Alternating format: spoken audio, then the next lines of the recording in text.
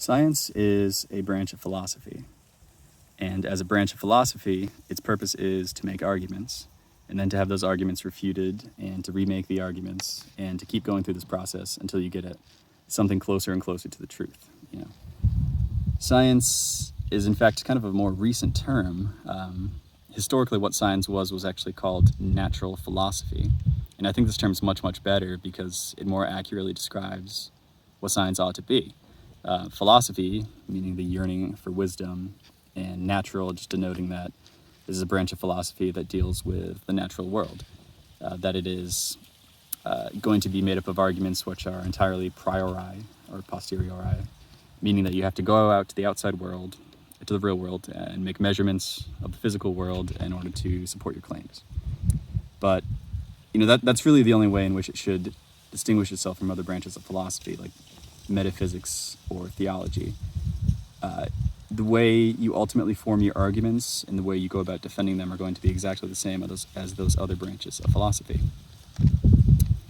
Now, I think it's important to bring this up and to argue that we should change our way of thinking about science as a public, because the current way we think about science has led to like a really disgusting sort of polarization, and to split people into two groups in how they think about science. And I'll talk about them real quickly here, but if you've had any sort of discussion, public discussion that even remotely touches upon anything scientific, you'll kind of know instinctively what I'm talking about.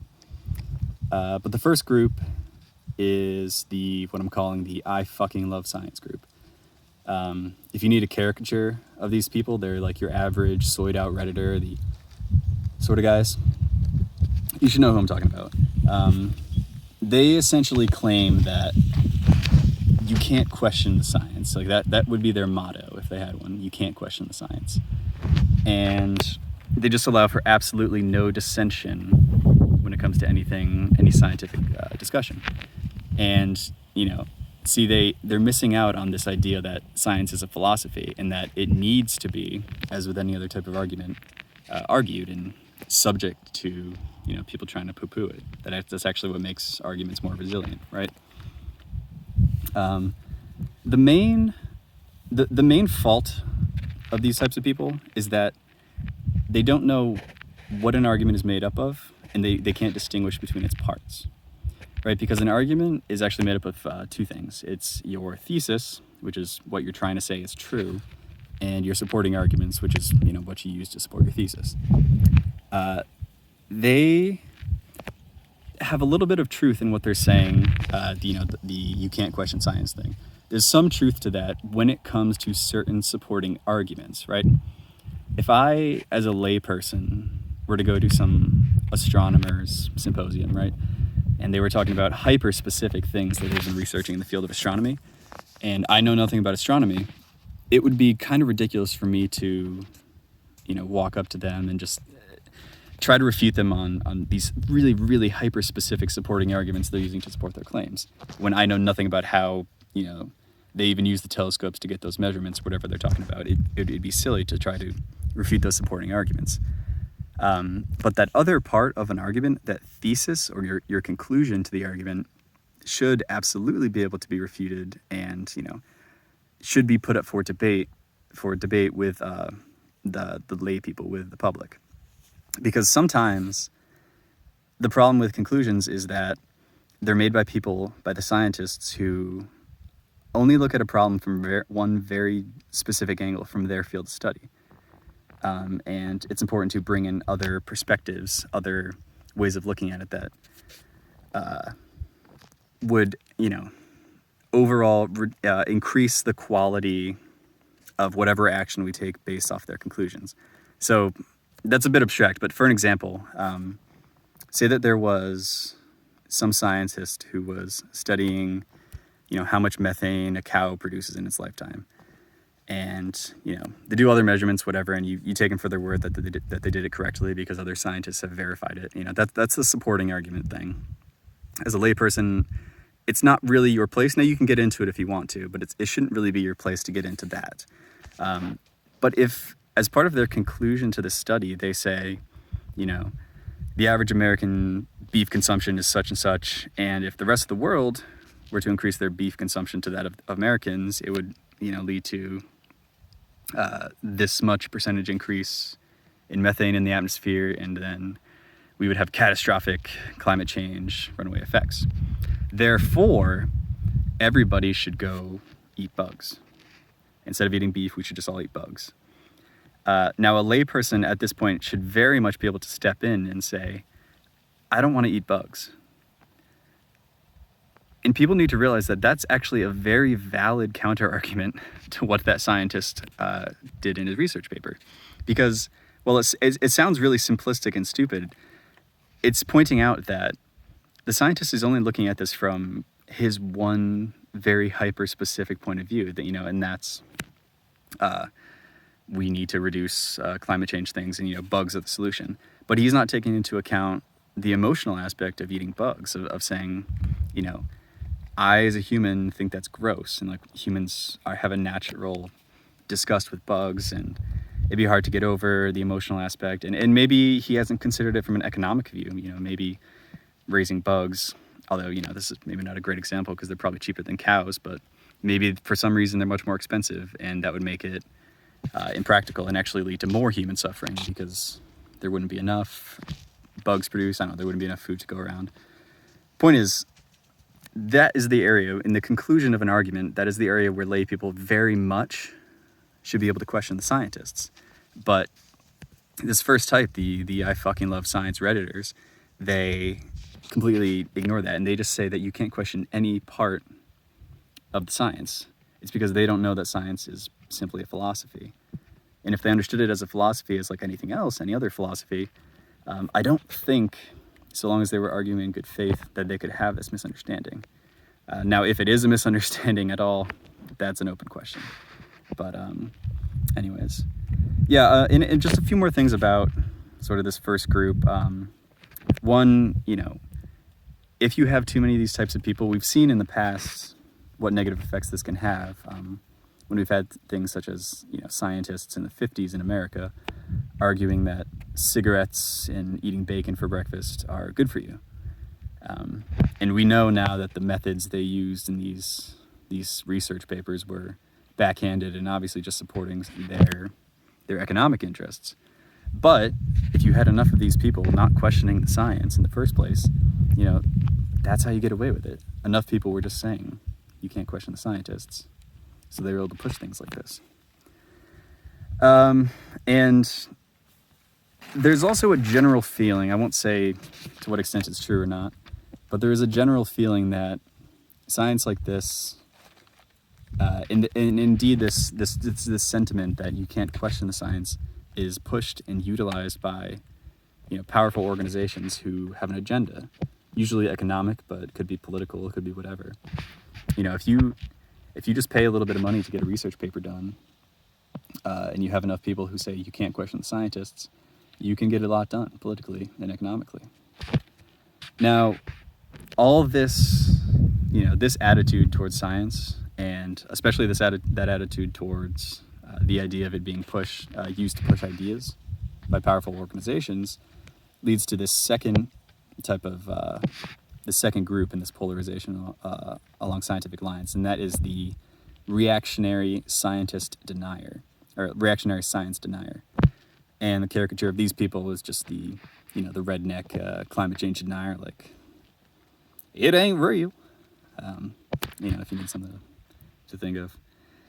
And these people are also, I don't want to say just as guilty, but because I do genuinely believe that they are entirely reactionary to the first group, but they are just as destructive to the quality of public discourse because they allow for just as much discussion as the first group. They allow for no discussion of science. They've become so disillusioned with the scientific apparatus that they don't even want to begin to discuss any of it because they believe that it's been used to push, political messages or economic things so often in the past that I'm just not going to waste my time with it, right? So perhaps this group would not exist if the first group didn't, because being that I think it is entirely reactionary. I don't know, you can tell me what you think. So these are the groups. This is how the table's sort of set. And of course, now that we've identified the problem, we should ask, how do we solve it? And to restate it clearly, the problem is the problem of the poor quality of discussion among lay people when dealing with science. Now, your initial reaction with a lot of these things, well, I think if you're an optimistic person, is to jump to the idealistic, to jump to the utopian and say, we need some sort of public education that's going to make it so everybody knows how to, deal in good faith with science. If they're going to have a scientific discussion, they're going to first take 3-4 hours, read the research paper, go through all the citations, form really detailed opinions about everything dealing with the subject, and only then will they actually have a public debate about it, and that will increase the quality of the public debate. While I wish this were true, and this was my first reaction when wanting to deal with this thing, I just don't see this as a practicable solution. I think there's always going to be sophists, and especially the lowest types are always going to be sophists. And if there is a scientific conclusion that supports their preconceived notions, they're absolutely going to use it. And I think as soon as one person deals in bad faith in a scientific discussion, it's going to be a race to the bottom, and you're just going to end up with these two polarized groups again. This is the lowest common denominator that we're at. So we have to look elsewhere, I think, for a real practical solution to this. So I thought back to the thesis of this video, which is, science is really just a branch of philosophy. And it occurred to me that, why in other branches of philosophy do we not seem to have this issue of polarization? I've never gone into a bar and heard people having heated discussions about metaphysics or theology. Now, why is that? It is a branch of philosophy just like science, so they should be able to deal with it in the exact same way, right? Now, that's when it occurred to me that it's not really science they're discussing, because, when you're discussing things like this, it's not the science you're discussing. It's actually science just being used as supporting arguments to discuss politics. It's all arguments about politics, right? Now, when someone's making an argument about politics, they really want to push their view because they think it's morally right. And it's very convenient to be a type and to be surrounded by types who believe that they can't question science, because then you're making an argument that has unassailable supporting evidence. And if nobody can attack your supporting evidence, well, then it must be true, because it's science. It must be true. You can't question my opinion. It's science. It's very convenient for the sophists who would make poor arguments. And so, I think I identified that the issue is really just, we're not discussing science, we're discussing politics. And then if you take the next step, you have to ask yourself, well, why are people discussing these political issues and getting involved in science in the first place, And the inevitable conclusion that you come to is it's just the media. Everything, all these issues of, what you think is people having difficulties discussing science is actually just people discussing politics and using poor science because they've been worked up into a frenzy over certain issues that have become politicized because of the media. Just imagine, can you imagine possibly that if somebody didn't care, if they had never heard of abortion in the context of a political debate, why would they ever go online and look up, when does the heartbeat begin in a fetus? At how many weeks in development?